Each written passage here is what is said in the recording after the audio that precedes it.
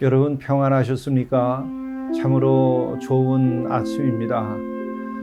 주님께서 또 이 아침 여러분과 함께 하게 하시니 감사를 드립니다.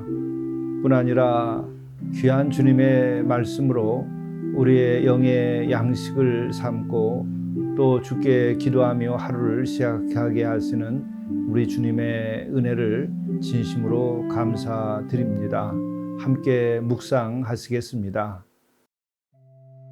여호와의 산에 오를 자가 누구며 그의 거룩한 곳에 설 자가 누구인가? 곧 손이 깨끗하며 마음이 청결하며 뜻을 허탄한 데 두지 아니하며 거짓 맹세하지 아니하는 자로다.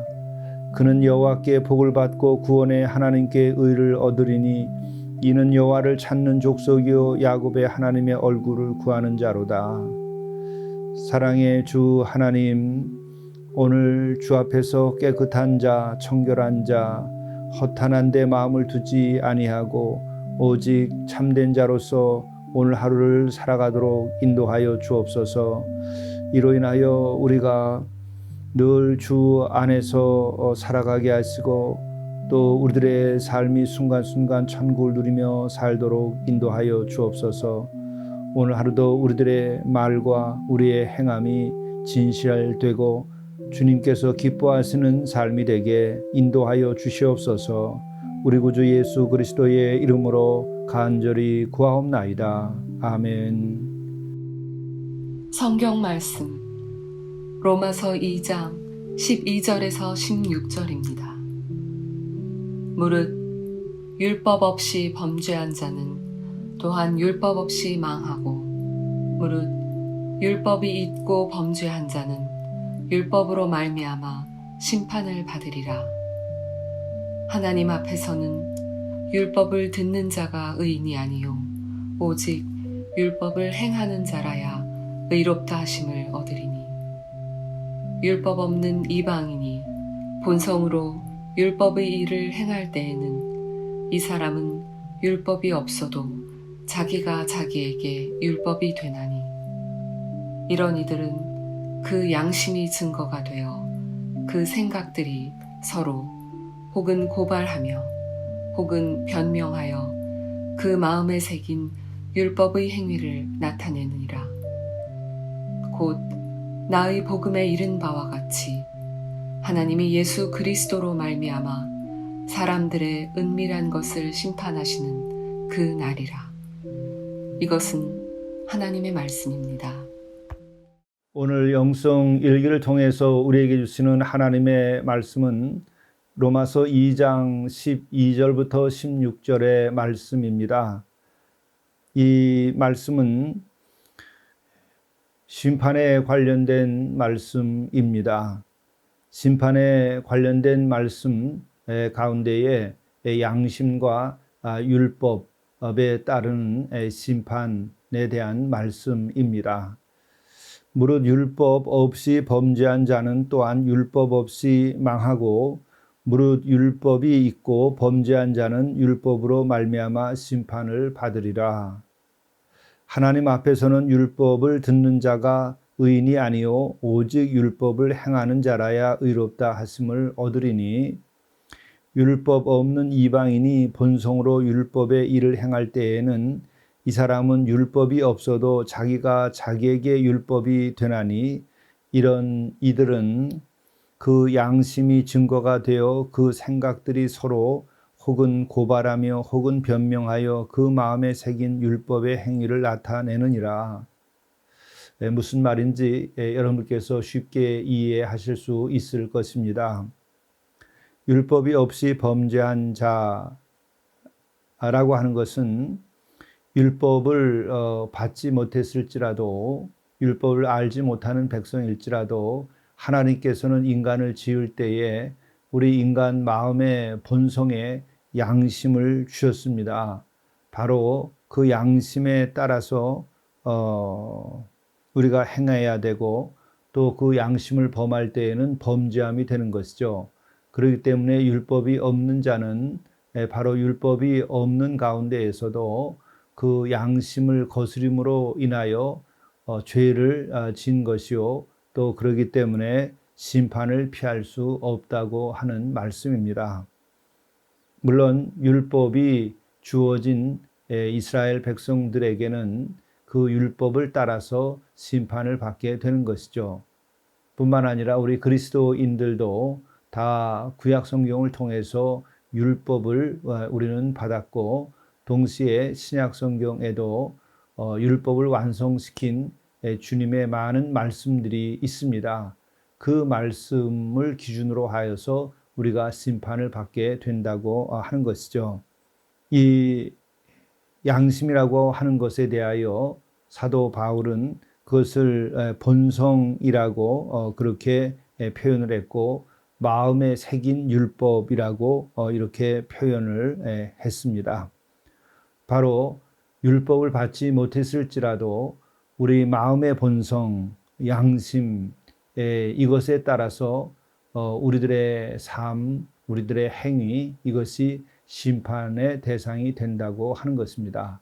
그러므로 율법이 있는 이들은 율법에 따라서 율법이 없는 자라 할지라도 그 바로 마음의 본성의 기준으로 인하여 그는 심판을 받게 된다고 하는 것입니다. 그런데 우리는 이 심판에 대한 올바른 이해를 갖고 영적인 이해를 바로 하는 것이 대단히 중요합니다.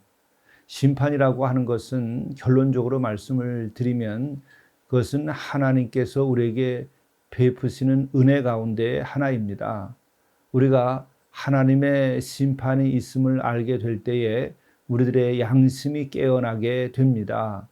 우리가 하나님의 심판이 있다고 하는 것을 정말 실감할 때에 성경의 말씀, 율법의 말씀을 우리가 깨어서 지킬 수 있게 됩니다. 그러므로 심판이라고 하는 것은 바로 하나님께서 우리에게 베푸시는 은총 가운데의 한 형태라고 생각을 하게 됩니다.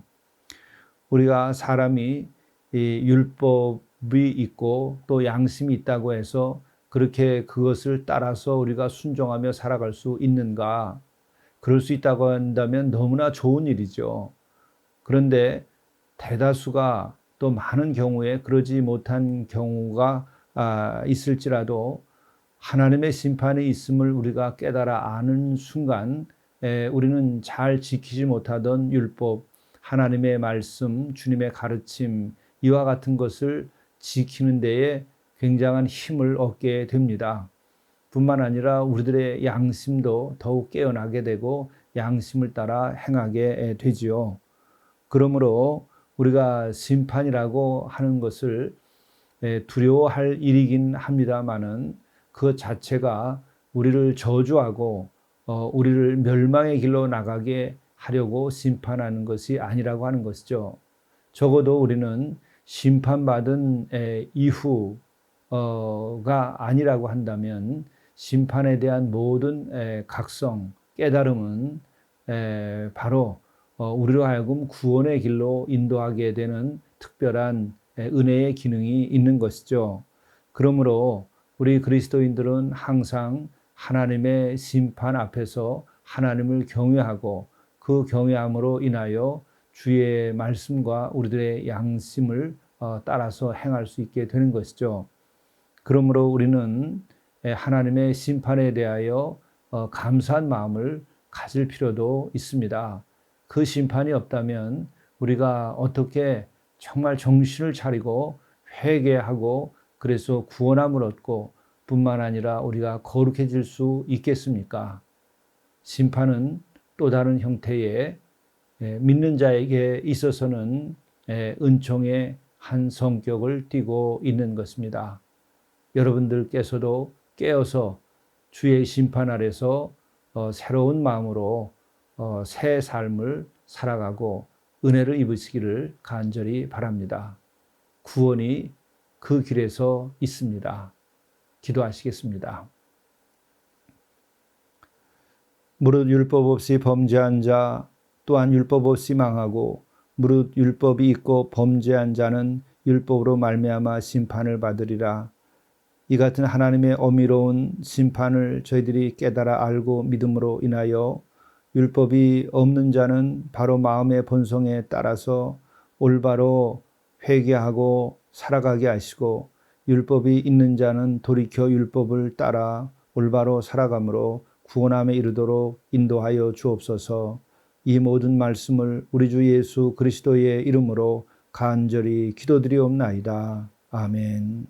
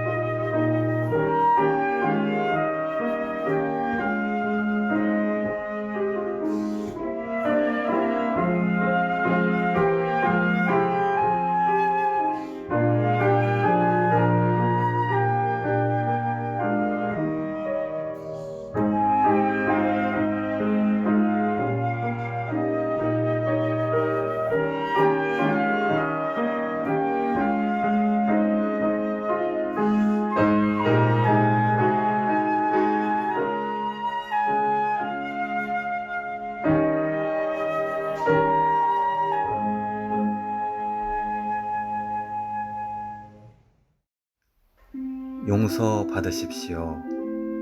하루가 끝나도록 죄를 쌓아두지 말라 하셨습니다. 가장 무거운 짐이 죄의 짐입니다. 사과할 것을 사과하고 용서받을 것을 용서받으십시오. 주 안에서 자유케 될 것입니다. 천국의 기쁨을 누리며 나날이 새롭게 창조하는 삶을 사시게 될 것입니다.